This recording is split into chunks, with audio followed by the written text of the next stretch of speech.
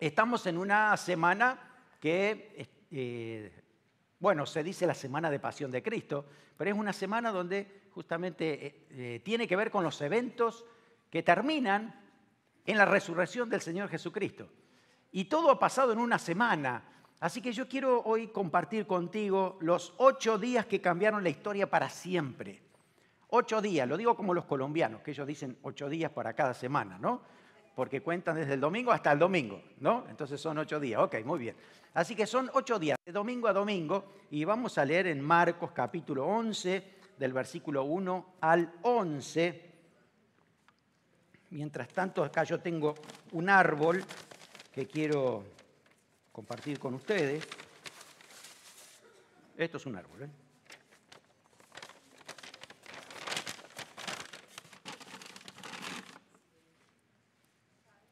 ¿Las conocen estas? Son palmas, sí. Digo árbol porque la Biblia dice árbol, y era un árbol de palmas. Y de ahí entonces los discípulos cortaron las palmas para ponérsela al Señor. Ahora lo vamos a leer exactamente, a ver cómo pasó. Así que vamos a leer. Pero antes, me gustaría que aquí haya 12 discípulos para darle cada uno una palma. Necesito 4 voluntarios de este grupo, 4 de aquí y 4 de arriba. Ahí está, muy bien. Ustedes entonces, alguien más allá, muy bien. 4 de aquí y muy bien. 1, 2, ¿quién más? 3, ok, muy bien. Y aquí hay 4. Me faltan de arriba, aquí hay otro para arriba también. ¿Quién más de arriba? Faltan, ¿no? Allá están viniendo, muy bien. Necesito 4 más todavía. A ver, 2 de arriba, 1 de aquí y otro de aquí. A ver, ¿alguien más? Ahí viene Jorge, muy bien. Jorge y Edward, muy bien. Ahí está. Son 4. Ahí está, Edward aquí. Muy bien, aquí. Ese es suyo. Muy bien, ahí está. Bueno, hoy entonces ustedes van a hacer lo que hicieron los discípulos. Cada vez que hoy en la predicación yo diga Jesús, ustedes van a levantar la ramita así y la van a mover así para decir eso. Muy bien, pueden tomar asiento y ahí cada vez que ustedes escuchen la palabra Jesús van a tener que hacer eso. Levantar y decir adoración. Muy bien. Estamos repartidos. Vamos a leer Marcos 11, del 1 al 11. Y acuérdense, si se dice Jesús, hay que levantar y... Amén. Gloria a Jesús. Ahí están. Muy bien, atentos. Bueno, vamos. Marcos 11, 1 al 11, dice así. Cuando se acercaban a Jerusalén, junto a Betfagé y a Betania, frente al monte de los Olivos, Jesús envió 2 de sus discípulos y le dijo, id a la aldea que está enfrente de vosotros y luego que entréis en ella hallaréis un pollino, es decir, un asno pequeño, ¿no? Atado, en el cual ningún hombre ha montado, desatadlo y traedlo. Y si alguien os dijere, ¿por qué hacéis esto? Decid que el Señor lo necesita y que luego lo devolverá. Fueron y hallaron el pollino atado afuera de la puerta, en el recodo del camino, y lo desataron. Y uno de los que estaban allí les preguntaron, ¿qué hacéis desatando el pollino? Entonces ellos le dijeron cómo Jesús había mandado y lo dejaron. Y trajeron el pollino a Jesús y echaron sobre él sus mantos y se sentó sobre él. También muchos tendían sus mantos por el camino y otros cortaban ramas de los árboles. Cuando decimos árboles, eran árboles de palma, no eran nogales, no eran robles, imagínense. No, eran este tipo de planta. Okay. Y las tendían por el camino. Y los que iban delante y los que venían detrás daban voces diciendo, Hosana, bendito el que viene en el nombre del Señor, bendito el reino de nuestro Padre David que viene, Hosana en las alturas. Y entró Jesús en Jerusalén y en el templo, y habiendo mirado alrededor todas las cosas, como ya anochecía, se fue a Betania con los 12. Qué historia tan tremenda, porque a partir de aquí se desatan muchos eventos de toda una semana que vamos a aprender muchas verdades espirituales desde esta semana. La primera, esta es una semana bajo el control divino de la historia. Dios tiene el control de la historia y esta semana sucedió exactamente cuando Dios quiso que sucediera. ¿Cómo sabemos esto? Por las profecías que en el Antiguo Testamento se dijeron exactamente de este día y de lo que iba a pasar. ¿Cuánto tiempo ustedes creen que habrá habido o habrá pasado desde la primera profecía de que Jesús iba a entrar en un burrito en Jerusalén? ¿Cuánto tiempo habrá pasado esa profecía que se cumple? Denme alguna fecha, a ver. ¿Cuántos años? ¿100 años? No, más. 500, más. 1000, más. Bueno, yo le digo, 1900 años. Después de 1900 años se cumple la primera profecía de que Jesús iba a entrar en un burrito, están atentos, en Jerusalén. ¿Sí? 1900 años, muchísimo tiempo. Fíjese que si hacemos un paralelo hoy, más o menos hace 1900 años que Apocalipsis se escribió y tenemos la profecía de que Jesús va a venir otra vez. Dice, la profecía, ¿saben de quién fue? De Jacob. De Jacob a sus 12 hijos. Uno de sus hijos era Judá. Y cuando estaba hablando acerca de Judá, profetizaba que iba a venir un libertador. Génesis 49:10 dice, no será quitado el cetro de Judá, ni el legislador de entre sus pies, hasta que venga Silo, y a él se congregarán los pueblos, atado a la vid su pollino, y a la cepa el hijo de su asna. Es increíble. El hijo que viene de Judá, ¿no es cierto?, de la niña de David, se cumple exactamente esta profecía de 1900 años en el momento en que hemos leído nosotros la Escritura, ¿no?, de que Jesús entra en un burrito hacia Jerusalén. Después hubo otra profecía, un poco más cercana, y fue el profeta Zacarías.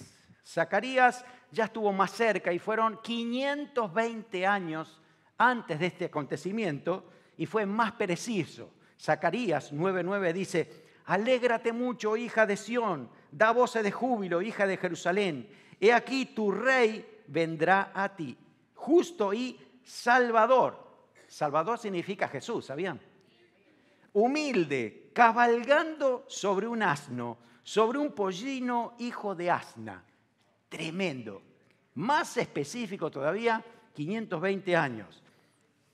Hay una más que a mí me llama muchísimo la atención porque es tremendo. Yo lo compartí en una de las clases de Apocalipsis, a lo mejor te recuerdas si tú estás al día.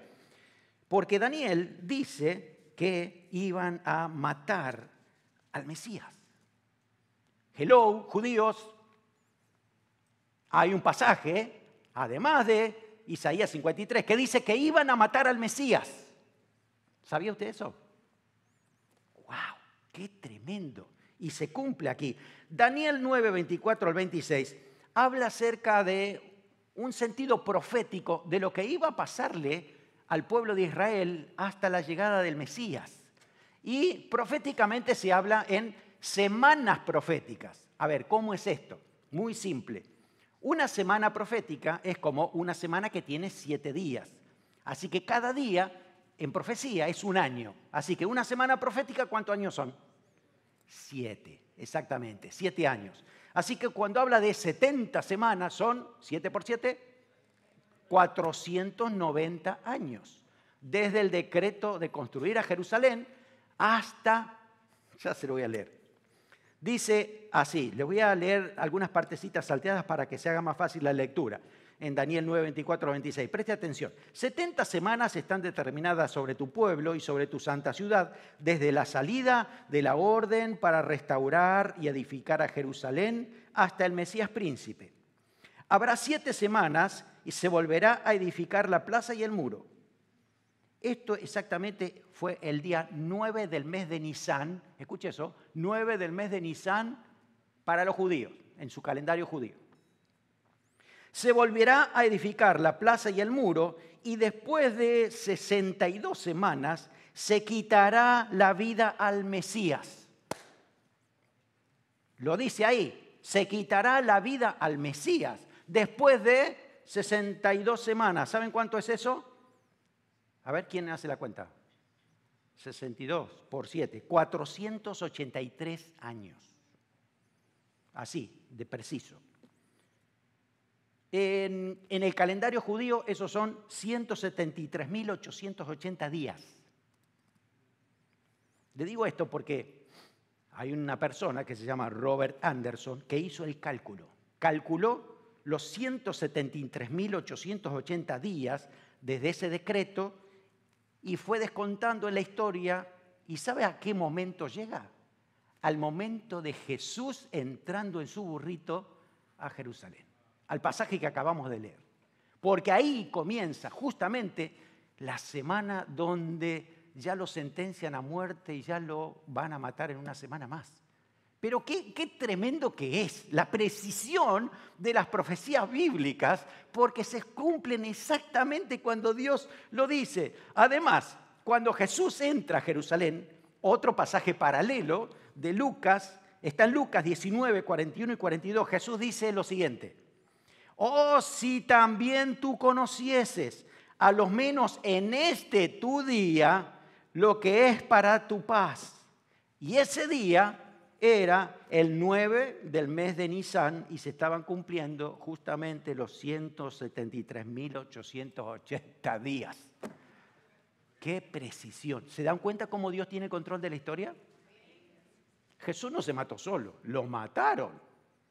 Y para esto no fue Jesús el que organizó su vida, su muerte, sino que lo mataron. Por eso la profecía dice, no por sí mismo iba a morir, sino porque otros lo iban a matar. Se cumple exactamente la palabra de Dios. Cuando vamos a la palabra y leemos, nos vamos a dar cuenta que Jesús sabía todo lo que iba a pasar en esa semana. Lo sabía. De hecho, acabamos de leer que le dijo a sus discípulos, vayan ustedes y van a encontrar un burrito que está allí, cuando ustedes vean va a aparecer el hombre, le van a decir que estaba viendo de antemano todo lo que estaba pasando. Y si usted lee toda esta semana, se va a maravillar de las cosas que Jesús dijo que iban a acontecer. Él dice quién lo iba a traicionar, ya sabía que era Judas, sabía quiénes le iban a seguir a pesar de sus miedos, sabía que Pedro lo iba a negar, ¿o no? Sabía, todo sabía también todo lo que iba a sufrir, sabía todo lo que iba a pasar, pero él estaba confiado porque el plan de Dios se iba a cumplir exactamente así como Dios lo dijo. Qué seguridad nos da a nosotros, ¿no? ¿Cómo cada uno de nosotros nos gustaría tener una ramita ahí ahora y decir, Jesús es mi Rey soberano, tiene control de mi vida, todo está en su mano? Ay. Y en esta semana los religiosos vengativos apresaron a Jesús justo el día de la Pascua, justo en la celebración judía de la Pascua. Y yo a veces pienso, digo, ¿cómo no se dieron cuenta de esto? Porque para toda la vida ahora quedó en que Jesús murió justamente el día de la Pascua. Y ahora los judíos no saben cómo explicar y qué decir por esta situación, porque es la misma semana que ellos estaban justamente celebrando la Pascua. Y ahí estaba el Cordero Pascual, Jesucristo dando la vida, el sacrificio perfecto. No, es tremendo todo lo que Dios ha hecho en este tiempo. Aún el diablo también había escuchado de lo que Dios había organizado y lo que Jesús sabía también esto y se lo dice. Lucas 22, 53. Jesús dice, habiendo estado con vosotros cada día en el templo, no extendiste la mano contra mí, mas esta es vuestra hora y la potestad de las tinieblas. Es decir, Jesús sabía también que este era el tiempo en que Satanás iba a aprovechar, va a hacer su parte. Pero usted sabe que el que ríe último, ríe mejor. El diablo, inclusive hoy hay satanistas que celebran el viernes, porque fue el día que Jesús fue crucificado, murió. Sin embargo, nosotros celebramos el domingo, 3 días después, victoria, porque el Señor no se quedó allí. ¡Wow! Gloria al Señor, ese es nuestro Dios. Sigamos, fíjense los eventos que pasaron esta semana, porque nos va a hablar mucho de la realidad que estaba alrededor de Jesús. Cuando usted, miren, ¿saben lo que yo hice? En mi Biblia de papel, escribí cada día de la semana en el pasaje para indicar los acontecimientos en orden cronológico. ¿Quiere usted hacer lo mismo? ¿Quiere seguirme? Yo le digo. Marcos 11, 1, es día domingo. Hoy justamente se cumple ese domingo, el domingo de Ramos, donde el Señor justamente entraba triunfante en Jerusalén. Luego, el versículo 12, capítulo 11, 12, dice al día siguiente. Eso significa que fue lunes. Así que lunes, maldición de la higuera estéril y la purificación del templo. Y ya todo el mundo estaba muy ansioso a ver qué iba a pasar, porque una multitud fue a clamar a Jesús, ¿no? Que era el rey, Hosana, el hijo de David. Pero ya ven que aquí hay purificación del templo, Jesús toma control, se enojó, volcó las mesas, así que hay algunos que ya estaban viendo las cosas diferentes. Martes, versículo 20, la higuera maldecida se seca. A partir de ahí ese martes fue un martes bastante largo para Jesús, porque tuvo mucha actividad. Muy bien, ahí fue entonces, la higuera maldecida se seca, la autoridad de Jesús. Capítulo 12 habla de los labradores malvados, hablando de los religiosos. Después viene la cuestión del tributo, donde lo querían enganchar a Jesús, decimos nosotros, o lo querían culpar, a ver si pisaba el palito, ¿no? Y a ver si tenían que ofrecer impuestos al César. ¿Qué decía Jesús? Y el Señor salió con una frase que hasta hoy la recordamos: dad al César lo que es de César y a Dios lo que es de Dios. Muy bien, ahí estamos, cuestión del tributo. Estamos en martes, después viene la pregunta de resurrección, el gran mandamiento de quién es hijo Cristo, la ofrenda de la viuda, Jesús en el templo, capítulo 13, predicción del templo, las señales antes del fin, y hasta ahí tenemos el día martes, ¿no? El complot para prender a Jesús también. Ahora aparece Jesús ungido en Betania, ahí ya estamos en miércoles. Ese miércoles Jesús fue ungido en Betania, aprovechó a estar en la familia de sus amigos y ese día Judas va a los religiosos porque le ofrece para entregar justamente a Jesús. Terrible. Día jueves está en la institución de la Cena del Señor. Todo comienza con esa cena pascual que estaba justamente celebrando la Pascua con sus discípulos. Ahí anuncia la negación de Pedro, Jesús va a orar al monte de Getsemaní, lo arrestan a Jesús, Jesús está ante el concilio, Pedro niega a Jesús, todo eso pasó el jueves. Después de ese capítulo 15 dice muy de mañana, así que capítulo 15 empieza el viernes. El viernes entonces comienza con Jesús ante Pilato. Después tenemos Jesús sentenciado a muerte, crucifixión y muerte del Señor. Jesús es sepultado y hasta ahí es viernes. El sábado Jesús estaba sepultado, así que permaneció un día, 2 días allí, porque al tercero resucita. Y capítulo 16, entonces ya estamos hablando del domingo, el domingo de resurrección. Una semana. Todos esos acontecimientos marcaron una gran diferencia en la historia de la humanidad. No hay otra semana en la historia que haya marcado una diferencia en toda la humanidad como esta semana. Jesús fue proclamado como rey, entró a Jerusalén, fue crucificado y resucita al tercer día. Es una historia maravillosa, que el Señor tenía control de todo esto. Ahora, en esta semana también vemos nosotros que Dios revela los corazones. Segunda verdad que aprendemos aquí, Dios revela los corazones, porque si usted lee todo este pasaje va a encontrarse con que hay 3 grandes grupos de personas aquí. Hay un primer grupo que es la multitud. Todos, lo que hacen todos, ¿no? ¿Qué hacen todos? Y todos se enteraron de que Jesús estaba entrando en el burrito a Jerusalén. Algunos no sabían ni por qué. Otros se contagiaron de que sí, vamos para allá, después te invito a tomar algo. Ok, vamos. Así fue la multitud allí a decir, Hosana, que viene en el nombre del Señor. La multitud, la mayoría, cambian sus pensamientos según las circunstancias, cambian sus sentimientos, sus pensamientos y hasta su fe. Porque esa misma multitud que estaba diciendo Hosana, en una semana estaba diciendo crucifícale. Así que seguir a la multitud es seguir a lo que nunca se sabe qué. Porque van por un lado, para el otro. Cuando seguimos a la mayoría, perdemos la fe. Porque nosotros no seguimos a la mayoría. La mayoría puede hacer lo que quiera. Y la mayoría no significa que es la verdad.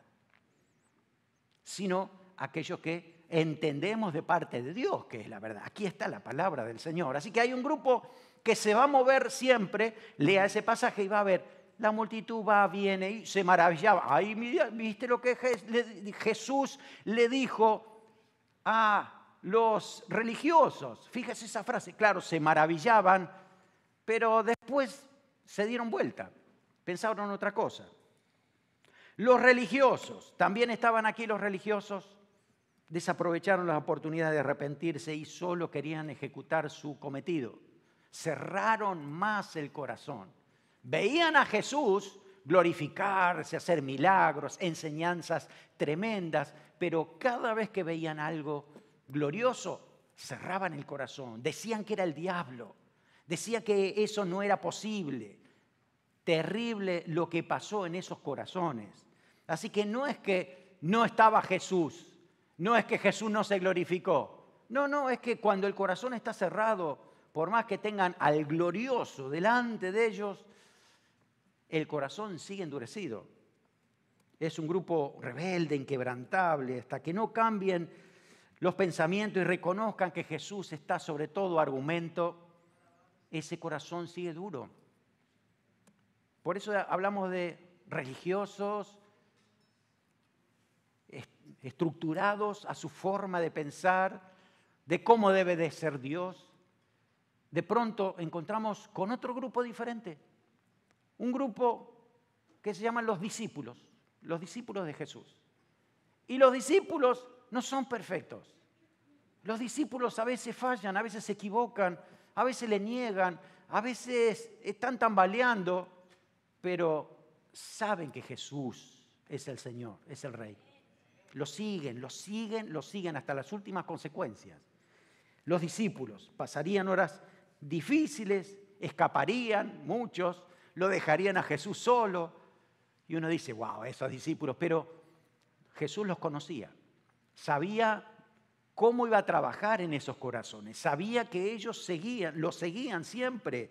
Así que a pesar de su inconstancia, de sus emociones, ellos mantenían su fe. Ahí estaban. A veces débiles, a veces no sabían cómo iban a seguir las cosas, pero decían, no, ahí estamos. No, a ver, gracias a Dios porque no eran todos iguales, eran muy diferentes y no eran solo varones, había muchas mujeres que servían a Jesús. Y esas mujeres muchas veces, ¿cómo decir? Iba a decir, movilizaron la fe tal vez o ayudaron a muchos varones que estaban cerrados, estaban ciegos, no podían ver que Jesús había resucitado y ahí estaban las mujeres ayudándoles en fe. Por eso digo que este grupo es muy diferente entre nosotros, pero todos nos animamos para seguir al Señor Jesucristo, porque nuestra fe está depositada en Él y le damos la gloria al Señor. Así que una gran verdad, una última verdad es que esta semana trajo una repercusión eterna hasta hoy. Seguirá por la eternidad. Por eso no es simplemente historia, es algo que sucedió y que ha conmovido al mundo y los que han entendido y aceptado el propósito de esa historia cambian su vida para siempre. Nadie puede ser indiferente ante estos eventos de esta semana.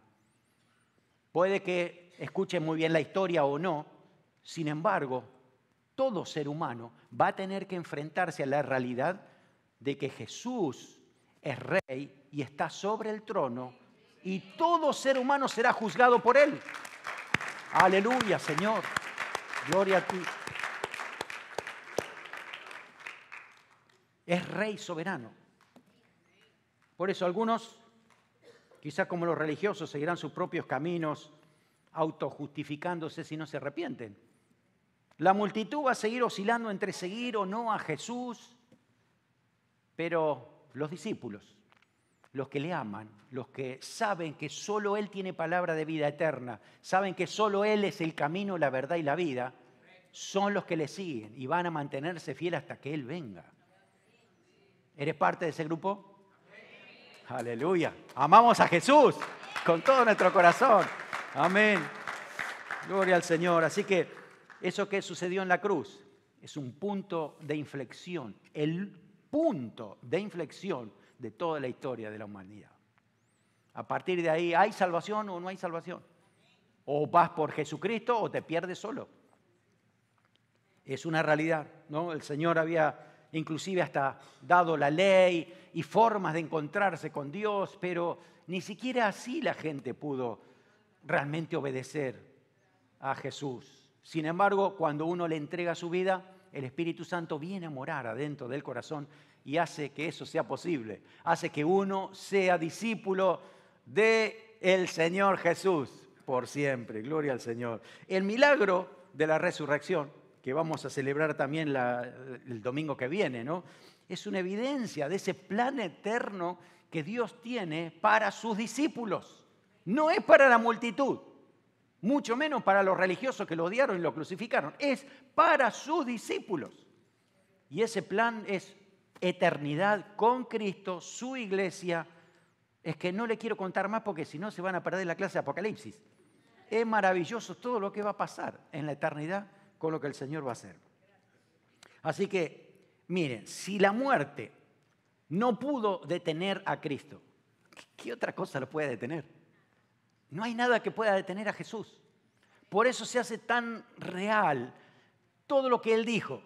Jesús dijo, yo soy la resurrección y la vida. El que cree en mí, aunque esté muerto, vivirá. Eso lo creemos todos.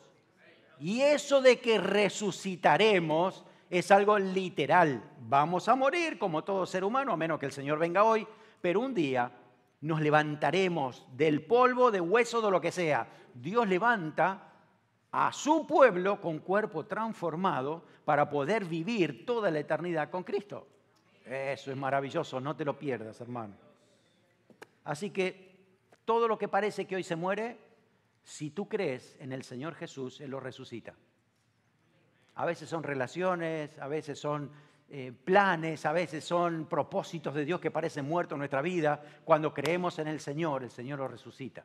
Él tiene poder para hacerlo, cuando uno le cree al Señor. Así que los discípulos entendimos quién es Jesús. Sabemos que Él es Rey de reyes, Señor de señores, tiene un plan eterno y va a gobernar por la eternidad. Por eso nosotros hoy seguimos lo que el Señor nos ha dejado como mandamiento, como guía, como misión. Hacer otros discípulos. Y ese es el propósito por el cual nosotros predicamos, enseñamos, compartimos palabra de Dios, para que el Señor se lleve muchos hijos a su gloria, tenga muchos seguidores, muchos discípulos. Por eso nuestro plan, nuestro propósito es, Señor, ayúdame para que, así como yo te sigo, otros también te puedan seguir. Ojalá que mi testimonio, mis palabras, puedan llegar a otra persona y también pueda conocerte a ti. Porque sabemos el final. Voy a hacer un spoiler de lo que va a pasar en la eternidad.